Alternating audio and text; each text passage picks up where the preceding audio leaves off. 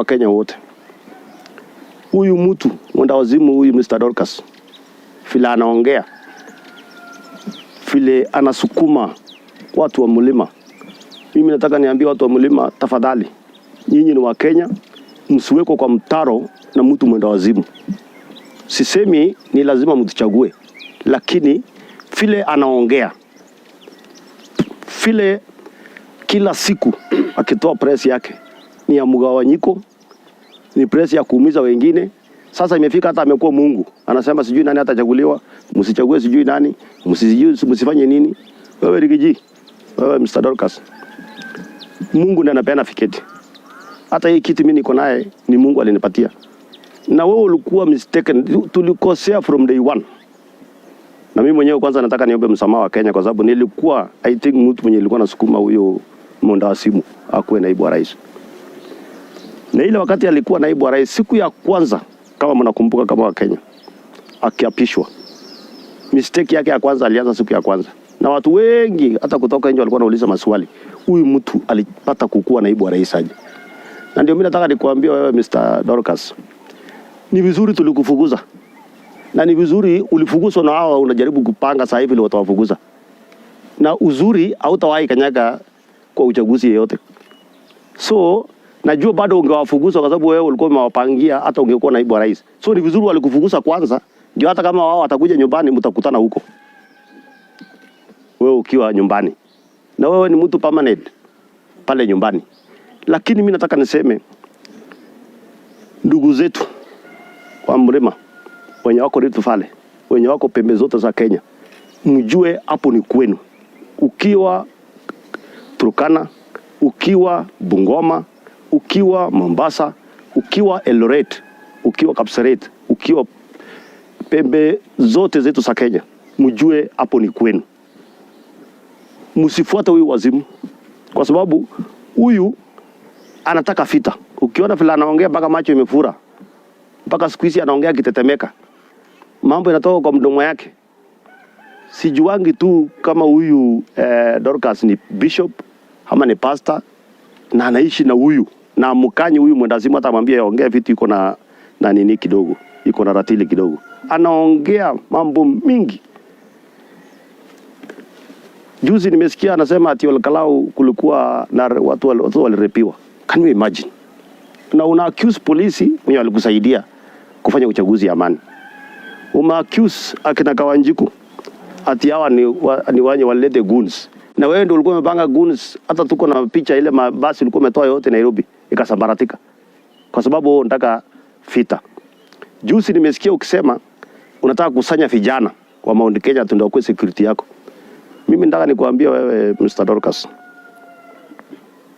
ni ile tu sijui naibu wa rais wetu na rais, sijui kama wanasikianga ama wanaona, kwa sababu hii nchi iko na sheria na haiwezi wezekana mtu apite mahali kama vile huyu amefika kuchochea wa Kenya mpaka anasema sijui atakuwa na vijana yake kwa sababu hataki sijui goons.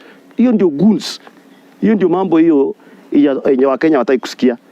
Wewe unachukua mtoto wa mtu unaenda unamlipa shilingi 1000. Halafu unasema ati hatutaki goons, utaprotectiwa na vijana wa Mount Kenya. Hiyo ndio vile vita ilikuja 2007 2008. Na mimi nataka nikuambie wewe, hautawahi kuwa anything. Kenya hawatawahi pigana siku nyingine. Kenya hawatawahi chukiana. Na hiyo niliona Olkalau juzi. Hata kama hawakutupigia kura, ila amani ilikuwa pale, ilikuwa juu sana. Haukuwa na chuki kwa sura ya mtu yote. Walikuwa wanatukaribisha sisi wote, wanatusikiza. Na mimi nataka niombe watu wa mlima, hata mkiwa na otherwise, msikubali tuende barabara ya vita. Msikubali tuende barabara ya kugawiwa kusema nyinyi watu wa Mount Kenya. Msikubali kuwekwa mtaro na mtu wako kwa mtaro tayari mwenyewe. Hiyo ndio maombi yangu kubwa, kwa sababu hii Kenya inafaa ukienda anywhere, ukienda Nyeri unajua uko nyumbani, ukiwa Nyandarua uko nyumbani, ukiwa anywhere uko nyumbani. Huyu mwenda wazimu ni Mungu alitusaidia tukamfukuza mapema. Angeharibu hii nchi. Can you imagine hata kama wewe unamsupport, hata wewe mtu wa mlima mwenye unamsupport, Can you imagine kama huyu mwendawazimu angekuwa bado kwa serikali mpaka sasa hivi? Ni nini angefanya? Can you imagine huyu mwendawazimu kama angekuwa kwa serikali alafu atoke kwa mwaka kama hii? Angeunganisha Wakenya wote. Kenya inaweza piganwa tena kwa sababu ya wajinga kama hawa. Lakini mimi nataka niombe Wakenya, tafadhali. Tafadhali. Ile ilifanyika Nyandarua juzi kwanza ilinisaidia mimi as a person. Nikajua tuko wapi, tutajipanga vipi, tutaelekea barabara gani. Hiyo kwanza ilitusaidia. Mimi nataka niambie watu wa Nyandarua, nyinyi ni watu wazuri sana. Watu wa Olkalau, nyinyi ni watu wazuri sana. Maombi yangu kubwa, hii nchi ni kubwa kushinda sisi wote. Mimi naomba rais, kama ulisahau kusoma katiba ya Kenya, urudi usome katiba ya Kenya. Tuko na shetani wa Kenya anaitwa Mr. Dorcas wa Munyoro. Penye imefika lazima sheria ichukue mkono wake. Kwa sababu hatuwezi ona mtu akijaribu kutenganisha watu, amechimba mtaro kubwa anaingisha wengine, anasimama pale anaongea kama yeye ndio Mungu. Hiyo power uko nayo kijini temporary, muda kidogo tu hiyo yenye uko nayo hiyo. Unaweza najua sasa broking itakuingia sasa kuanzia juzi. Umeshinda hii kura moja. Hii nyingine yote sisi tumekuwa tukishinda tuna tweet congratulations. Sisi timu yetu tulitweet congratulations immediately. Badala unyamaze ndio hiyo sasa unatuzi. Wale walifanya siasa ya amani. Wale walikusaidia wakati ile nyingine ndio kwa naibu rais. Na mimi niombe msamaha sana kwa sababu mimi ndio nilikosea mali kubwa kwa huyu shetani huyu. Huyu mtu ni shetani wa nchi. Huyu mtu ni shetani wa nchi. Hata kama unaomba kura. Sasa hata ukijifanya ati sasa okay, umesukuma watu ya mlima sawa. Hiyo kura mlima itakutosha wewe kijiji kama ungekuwa unawania president, utatembea kwingine. Mara unaongea kuhusu Waluya sijui nini, mara unaongea sijui kuhusu Wajaluo sijui nini, ulikuwa unasema siku nyingine hii maendeleo mnapeleka huko sijui, mara unasema maneno ya shares. Ndio hii sasa umefika kwa watu wako. Mimi nataka niombe watu wa mlima kwa heshima kubwa sana, muombe Mungu awafungulie macho, mkuwe na barabara nyingine, mkuwe na kiongozi mwingine. Huyu sio kiongozi, huyu ataweka watu wa mlima kwa mtaro. Na hiyo ndio nimeitana leo nikuje niseme kwa sababu nimeona akikashibu ndugu zangu wenye walikuwa Olkalau. Na hawa ndugu zetu wakati tulitoka Olkalau tumeshindwa, tulikubali tumeshindwa. Na nataka nirudie wewe Mr. Dorcas wa Munyoro. Sisi tuliinua mkono, tulikubali. Huyo jamaa amekuja bunge tutafanya kazi na yeye, wewe utakuwa tu wa Munyoro bado. Tulikubali. So wacha kutuzi watu, wacha kuongea kama wewe ni Mwenyezi Mungu. Wacha kupeleka watu wa mlima kwa kona. Wacha kuweka hawa wakuwe ni kama against Kenyans. No, hiyo hatuwezi kukubali. Kwa sababu ile hasara tulipata 2007 2008 ni watu wajinga kama wewe.